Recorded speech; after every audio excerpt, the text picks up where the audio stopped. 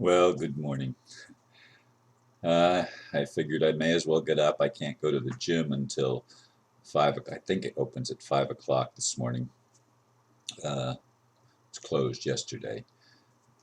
Anyway, I had a beautiful Thanksgiving with my family. A really nice discussion after our meal and before the meal as well. Um, the title for the video today is Who Creates Our Experiential Reality? Uh, and the blurb that I wrote, this is a question I have asked myself over and over again. Yes, some teach that we create our reality. When things go well in my life, I tend to give this idea credibility. On the other hand, when things seem most challenging, it is difficult, if not impossible, to see how I created it. And if I did, why? Why would I choose to suffer? Why would I want to even allow things in my life that would challenge my peace of mind? I'm not sure I will reach a definite conclusion anytime soon, even with my highest hopes. As I see it, life on this planet is a crapshoot at best, hell on earth at worst. It would seem that those who do not keep the most basic of spiritual principles, do no harm, are the ones calling the shots. Do demons create human reality? What do you think? And I got to change something here. I noticed I made an error and I won't, it's not a misspelling, so I wouldn't catch it unless I corrected it now. Anyway, uh, yesterday, as many days in recent times actually, was very introspective for me. I was able to connect with a lot of my friends. I actually talked to my sister and my nephew. My nephew called me, and my sister was there for his Thanksgiving dinner. My youngest sister is not doing well. I don't generally talk to my sisters. Yesterday was an exception, a rare exception. I'd love the opportunity to talk to my two older sisters, but that just hasn't happened in a long time. My brother did call me yesterday, and I also talked uh, at length with an old uh, girlfriend um, who actually had lived with me for some time. Talked quite a while with her. And anyway, I had a lot of interesting conversations yesterday. And it really gave me more time to reflect on relationships, on family, friendships, etc. One of my friends, if I understood her comment correctly, lost her house or is in the process of being forced out of her house, and that's in Europe, not in the United States. Uh, I did not actually converse with her yet. I hope maybe that will happen today. I also have some other things that are happening today in my world that hopefully will give me uh, some peace of mind if they go the way that I would like them to go. I still don't have my car back. Uh, I was told on uh, Wednesday night that he would call me, the mechanic would call me when he found out uh, what the solution was, but he was going to be gone for the entire weekend. And he was going to be leaving in the morning. Well, I called him 9:30 in the morning, hopefully before he left, and he chastised me for calling him on Thanksgiving Day. Ron, it's Thanksgiving. It's Thanksgiving. And I said, yes, but you didn't call me. You didn't let me know what you were going to do, because the way that I understood it, I wouldn't get my car back till next Tuesday. Well, I have lots of things I need to get done. Next Tuesday was not an adequate response. Uh, I mean, I need my wheels. I need my transportation. I have a court appearance. I have an attorney, but I have a court appearance next Monday morning.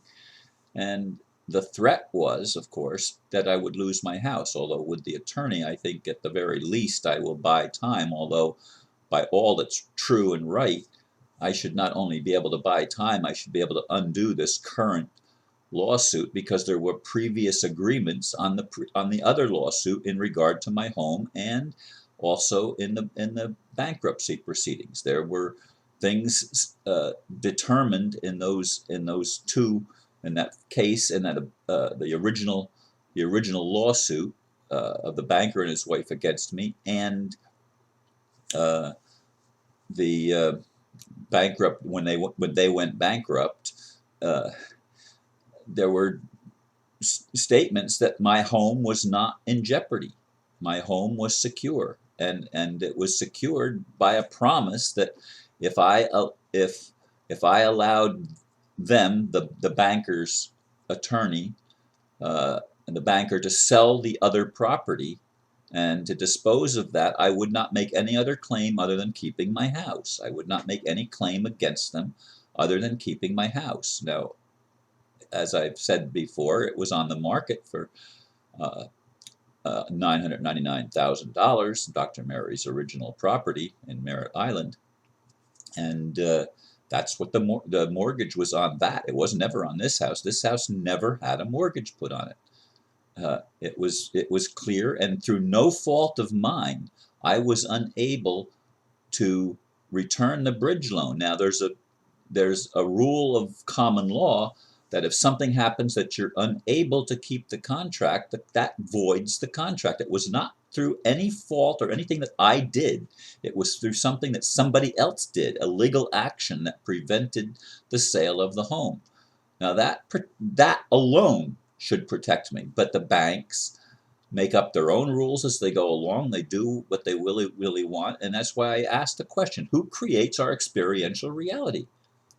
I mean, why would I put things like this in my world? Now, granted, I will say this: it's gotten me moving uh, in some directions that I probably would not have taken had this not happened. And I mean, I have grounds for a multi-million or $1 million lawsuit against PNC Bank. I have grounds for it. Now, I don't know if the attorney's going to take it that far. Right now, my thing is just to not have to find it, be made homeless next week. That's been my objective, and I hope it, and I imagine it will be fulfilled. But who creates all this reality? I mean, it certainly is challenging. I mean, it challenges my family. It challenges my grandkids. Don't know a whole lot about it, and they don't understand all the details. They've overheard certain things, so they know something's going on, but they don't have the details, and they don't need to know the details. But there's uh, uh, all of my grandkids have been getting sick and running fevers.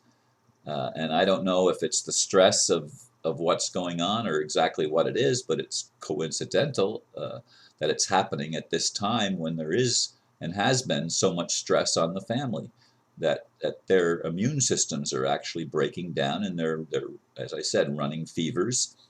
My grandson couldn't even eat his Thanksgiving dinner. He took a couple bites and he had to leave the table. Uh, so who creates all this? I mean, all this drama that's created, who does it? Now, again, I in the blurb I closed with the most basic spiritual principle is do no harm.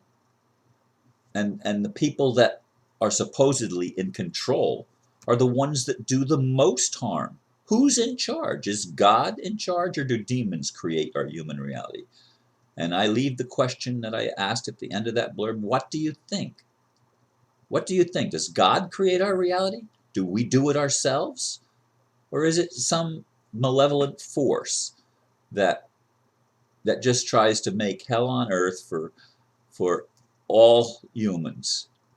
And it's got to be hell on earth even for the controllers, because they've got to know how much energy is focused against them because of what they do. Anyway, thank you for listening on this day after Thanksgiving, and namaste.